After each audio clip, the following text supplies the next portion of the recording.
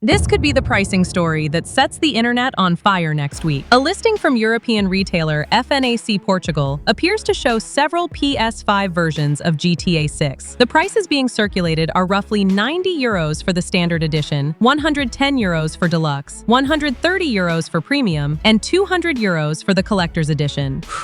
I'm sorry, Mr. Krabs. Could you run that by me again? Before anyone starts setting furniture on fire, none of this is official. Rockstar has not confirmed the editions, what they contain, or how much they will cost. The retailer page also looks unfinished. The products are labeled things like RS1 and RS4. There is no proper artwork, and some of the prices being shared online do not perfectly match the screenshot. So yes, this could be placeholder information. It could be incomplete. It could be completely wrong. But I would not dismiss those numbers as impossible either. A €90 standard edition would not necessarily mean that GTA 6 will cost $90 or $100 in America. The most realistic possibility would probably be an $80 standard edition in the United States. From there, we could be looking at around $100 for deluxe, $120 for premium, and somewhere between $180 and $200 for the collector's edition. However, this is GTA 6, and Rockstar knows it has more pricing power than almost any publisher alive. So I would not completely rule out a $90 standard edition in the United States either. And if Rockstar really wants to test how bulletproof this hype is, $99 for the base game would be the nuclear option. Imagine that! $100 before tax for the standard version of a video game. No statue, no steelbook, no fake map printed on fancy paper, just the game and a receipt that makes your bank account look like it survived a small explosion. Personally, I think $80 is far more likely. $90 is possible. $100 would be Rockstar walking into the industry, kicking the door off its hinges, and daring everyone else to follow. And that is the bigger concern. The community reaction is already completely divided. Some people are saying €90 for the standard edition is ridiculous, and that they will wait for a sale. Others are tired of every game launching with 4 editions arranged like a fast food menu, where nobody can clearly explain what comes with the large meal. Then you have the other side saying they would pay practically anything. One person said they would buy it at $500. Another joked that they would pay €1,000. Several people argued that GTA 6 could provide hundreds or even thousands of hours, so €90 is nothing compared to the entertainment they expect. And that is exactly why Rockstar may believe it can get away with this. People will complain. They will post angry comments. They will call it greedy and dangerous for the industry. Then June 25th will arrive. The premium edition will include 3 outfits, an exclusive car, and some GTA Online currency. And millions of people will enter their card details before they finish breakfast. FOMO is undefeated. We have seen this movie before. The PS5 Pro reveal was buried under dislikes when Sony announced it at $700. People acted like Sony had personally insulted their entire family. Now it costs closer to $900 in some markets, and you regularly see gamers defending the price. That does not mean everyone bought one. It means internet outrage and actual purchasing behavior are 2 completely different animals. People vote with their wallets, but sometimes their wallets apparently never read their tweets. GTA 6 also has an advantage that almost no other release has. This is not an annual franchise people can casually skip until next year. Players have waited more than a decade for it. Rockstar knows most fans do not want to sit outside the conversation while everyone else explores Vice City, shares clips, spoils missions, and discovers everything first. That gives Rockstar enormous leverage. Could a €90 or $80 standard edition cost GTA 6 several million launch window sales? Absolutely. Younger players, families buying multiple copies, and people living in countries where that price represents a serious expense may wait. But Rockstar and Take-Two may have already done the calculation. Maybe they believe losing 10 million early sales is acceptable if everyone else pays $10 or $20 more. Add the expensive editions, GTA Online spending, and years of continued sales, and the maths may still work heavily in their favor. Personally, I am probably going premium. I have waited this long, and I know I will spend a ridiculous amount of time with the game, and GTA 6 is one of the few releases where I can at least understand the temptation. Some people say I may be part of the problem, but hey, it's my money, isn't it? And I'll tell you straight up that I almost never buy premium edition games, and I almost never pre-order, but if there's a time to do it, it's this time. But if other companies think that I'll pay $90 or $120 for their games, well, I'd say these companies are more naive than the biggest Xbox fans that think Xbox exclusives are coming back like in the 360 era. There are no exclusives, guys. It's all day one on PC PC, with Game Pass being $7 cheaper, and PC gamers get Halo and E-Day for only $14 a month, as opposed to $23 on console. But that's a story for another day. You should subscribe and click that bell button because it's a deep dive that'll mess with your perception of reality a bit. But let's get back on track here, shall we? As for the source, yes, Pirate Nation has an inconsistent track record, but this is not really their original claim. The rumor is based on what appears to be a retailer listing. And yes, a broken clock can still be right twice a day, but I would not use it to schedule an international flight. For now, treat all of this as a rumor and possible placeholder pricing. We will know much more when pre-orders open on June 25th. So where is your line? Would you pay $80 for the standard edition? What about $90? Would $100 finally make you wait? Or are you going premium regardless of what Rockstar charges? And be honest, are you genuinely prepared to walk away? Or are you going to complain for 4 days and pre-order it anyway? Here are the biggest gaming leaks and news you've probably missed this week.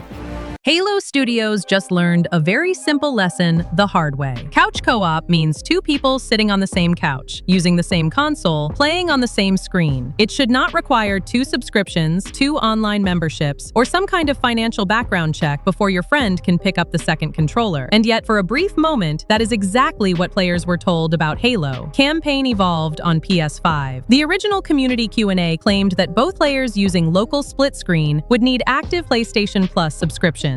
Not online co-op, not competitive multiplayer. Local split screen, inside your own home, on a game you already paid for. That is not just inconvenient, that is anti-consumer nonsense on a level that almost feels like parody. Imagine buying a board game and being told the second person at the table needs their own monthly membership before they can touch the pieces. That is basically what this sounded like. The backlash was immediate, and rightfully so. Players started questioning whether this was a Microsoft decision, a Sony requirement, or some bizarre technical limitation created by the account linking system. Some people even began canceling their PS5 pre-orders.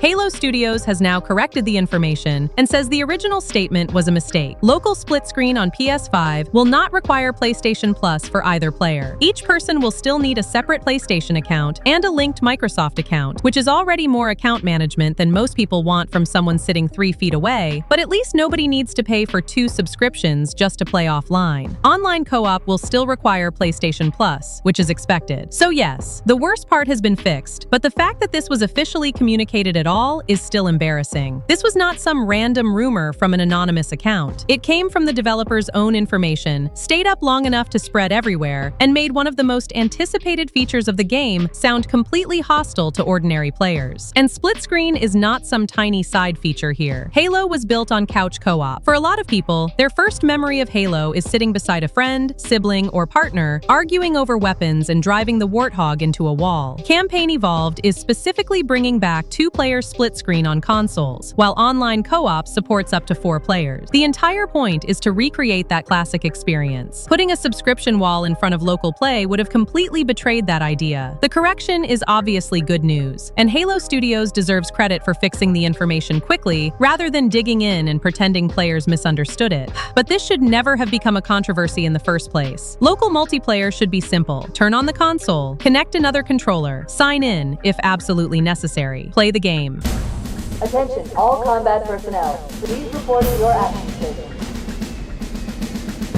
On the bright side, Campaign Evolved already looks like it understands the original game far better than 2011's Combat Evolved Anniversary ever did. That remake played well and looked technically impressive for its time, but it also completely missed the point of Halo's original art direction. It took environments that were supposed to feel ancient, mysterious, and almost empty, then stuffed them with detail like somebody was terrified of leaving a single wall untouched. Not every surface needs glowing panels. Not every room needs extra pipes, lights, and machinery. Sometimes the emptiness is the atmosphere. Campaign Evolved still adds plenty of modern detail, but the difference is that those details seem to support the original vision instead of fighting against it. The beaches of the Silent Cartographer now have sharper rock formations, more realistic waves, and sand that actually reacts to the warthog. But the level still feels like the Silent Cartographer. It has not been turned into a completely different location wearing the same name tag. That is the key difference. Combat Evolved Anniversary anniversary often felt like somebody tracing over an old painting with a highlighter. Campaign Evolved feels more like a careful restoration, cleaning up the original without painting over its identity. So far, Halo Studios appears to have done an excellent job rebuilding the game in Unreal Engine 5. Of course, none of us can fully judge it until we actually play it, but visually, this already looks far more respectful than the 2011 remake. The only thing causing some unnecessary concern is the new third-person mode, which can be unlocked through a skull.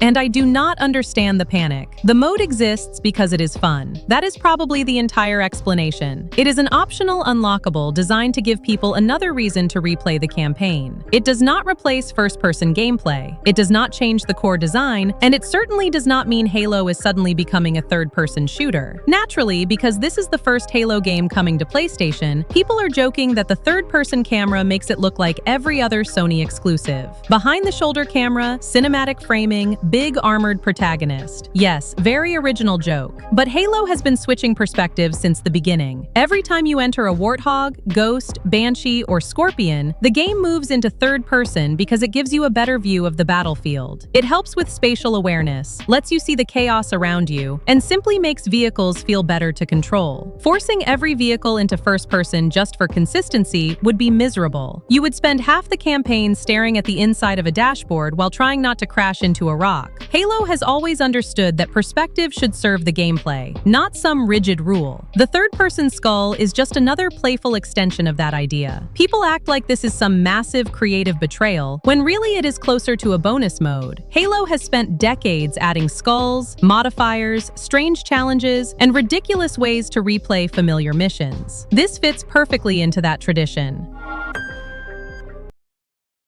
Sony says it wants to make more money from PlayStation Plus by improving the service, increasing engagement, and convincing more people to move into the higher price tiers. That sounds reasonable on paper. The problem is that whenever a corporation says it wants to improve the service proposition, people immediately start checking their wallets. Because in this industry, that phrase can mean better games and more features, or it can mean the same service with a higher price and a new logo. To be fair, PlayStation Plus is already a major part of Sony's business, and it clearly helped the company reach record profitability in its gaming division last fiscal year. Millions of players need Essential just to access online multiplayer, which gives Sony an enormous and very reliable stream of subscription revenue. That also means Sony cannot afford to let the service become lazy. PS Plus Essential is generally decent. The monthly games are not always exciting, but they usually add enough value that the subscription does not feel completely empty. The bigger problem is that people are still paying for permission to use online multiplayer on a console they already bought, while PC players usually get that access for free. That argument is not going away. Charging people to play online made sense to these companies because they realized players would tolerate it, not because the servers suddenly became impossible to fund without a monthly fee. PS Plus Extra is probably where the service makes the strongest argument for itself. For someone buying a PS5 today, or someone who plays a wide variety of games, the catalog can offer excellent value, especially when paying for a full year upfront. You can download several major games for less than the price of buying them individually. But Premium still feels like the tier Sony built first and figured out later. Cloud streaming has improved, and the retro catalog has some great additions, but the pace is too slow. Sony owns decades of PlayStation history, yet the classic library still feels like someone is opening a storage room once a month and carrying out 2 random boxes. If Sony wants people to upgrade, Premium needs to feel premium. That means more classic games, faster additions, stronger streaming features, better trials, and benefits that are clearly worth the price difference. You cannot simply put the word premium on the top tier and expect customers to fill in the value themselves. And that is really the key issue here. Sony says it wants to increase profits by moving users toward higher tiers. Fine, but the way to do that is by making those tiers genuinely harder to resist, not by weakening the lower options or placing more features behind increasingly expensive paywalls. People are already dealing with higher console prices, more expensive games, additional subscriptions, and constant attempts to monetize every part of the experience. There is only so much blood you can squeeze from the same controller. Sony is right about one thing. PlayStation Plus is now foundational to the entire PlayStation business. That means the company has to keep improving it, because once people begin canceling subscriptions in large numbers, winning them back is much harder than keeping them satisfied in the first place. And I want to hear from you on this. Which PS Plus tier are you currently paying for, and do you actually feel like you are getting your money's worth? What would Sony need to add to convince you to move up to Premium? Or are you already considering considering canceling altogether? Let me know down in the comments below.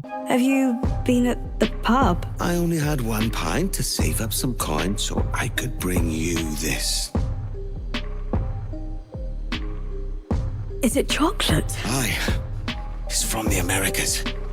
I mixed it myself. Assassin's Creed Black Flag Resynced is not just about better water, sharper textures, and prettier sunsets. Ubisoft is clearly trying to modernize the systems underneath the game, because as much as people love the original, some parts of it have definitely aged. Sailing is a good example. In the original, long trips across the Caribbean could sometimes feel like you were babysitting the jackdaw. You would point the ship in the right direction, keep checking the map, make small corrections, and wait. Resync adds Pathfinder, which highlights the best route, and Follow Sea, which basically works like autopilot. Think of it as cruise control for a pirate ship. You can still sail manually, but the game is not forcing you to hold the wheel through every empty stretch of ocean. Sea shanties are also getting more attention. Instead of just chasing flying pieces of paper across rooftops, 10 new songs are now tied to quests and activities. That makes earning them feel more natural, and it gives them a stronger connection to the crew and the world. The HUD has also been cleaned up. The original interface worked, but it could get crowded. Resync gives you different presets and lets you choose how much information you want on screen. You can keep health bars, markers, reticles, ammo counters, and hints, or strip most of it away for a cleaner, more cinematic experience. That also connects to combat. Enemy health and defense bars can be turned off, and the game uses more visual feedback instead. If an enemy loses a helmet or part of their armor, that can tell you their defenses are broken without another floating bar above their head. It sounds small, but it makes combat feel less like reading a spreadsheet and more like actually watching your opponent. Enemies are also supposed to react to repeated tactics. In the original, once you understood the parry system, combat could become very predictable. Resync tries to stop that by making enemies adapt. If you keep spamming parry, some of them will start using unblockable attacks. Basically, the game will stop letting you win every fight with the same trick. Group fights should be more layered too. New enemy types, like demolitionists, are stronger and more dangerous than regular soldiers, so you will need to decide who to deal with first. You are no longer just clearing a crowd one person at a time, while everyone politely waits for their turn. Exploration is changing as well. Resync introduces the Observe mechanic from Assassin's Creed Shadows, letting Edward scan the environment for guards, clues, and objectives. The camera tightens around his perspective, which feels more natural than switching on a magical color filter every few seconds. Fort battles are also being reworked. Instead of simply killing enough enemies until the game decides the fort has surrendered, you now have to break its morale. You weaken the defenses, destroy key positions, and force the commander into a final confrontation. The outcome is still the same, but the process sounds much more believable. Boarding ships has more risk now too. Enemy crew size and aggression can change depending on the vessel, and larger ships may contain a captain's lockbox with better rewards. The problem is that taking that extra treasure might stop you from repairing the jackdaw or lowering your wanted level. So now boarding is not just free money with a short fight attached. You actually have to decide what matters more. Your crew may also be affected by these choices, which should make them feel more important. In the original, sailors were often just a number beside an icon. Resync seems to be giving more weight to the idea that these people can be lost, and that chasing every reward may not always be worth it. Some ship management has also moved back to ports. Upgrades, weapons, and cargo trading are handled through harbor masters instead of the captain's cabin. It is less convenient, but it gives harbors an actual purpose. You will need to return to port, resupply, repair, and prepare before heading back out. That makes the whole naval loop feel more connected. Ports affect preparation, preparation affects sailing, sailing leads to combat, combat leads to boarding, and boarding affects your ship, crew, cargo, and wanted level. The original had all of these systems, but they often felt like separate activities sitting next to each other. Resync is trying to make them feel like parts of the same machine. Exploration is also more guided, but thankfully, most of that guidance can be turned down or disabled. You can use markers, routes, and extra information, or remove most of it and rely on observation. The game gives you the tools without forcing you to use all of them. That is really the biggest difference here. Resync is giving players more control over how they want the game to feel. You can make it more cinematic, more guided, more tactical, or more immersive. Black Flag does not need to become a completely different game. It just needs smarter enemies, smoother systems, better pacing, and fewer moments where the interface gets in the way. The original already sold the pirate fantasy, and Resync looks like it is finally improving the machinery underneath it. Gentlemen,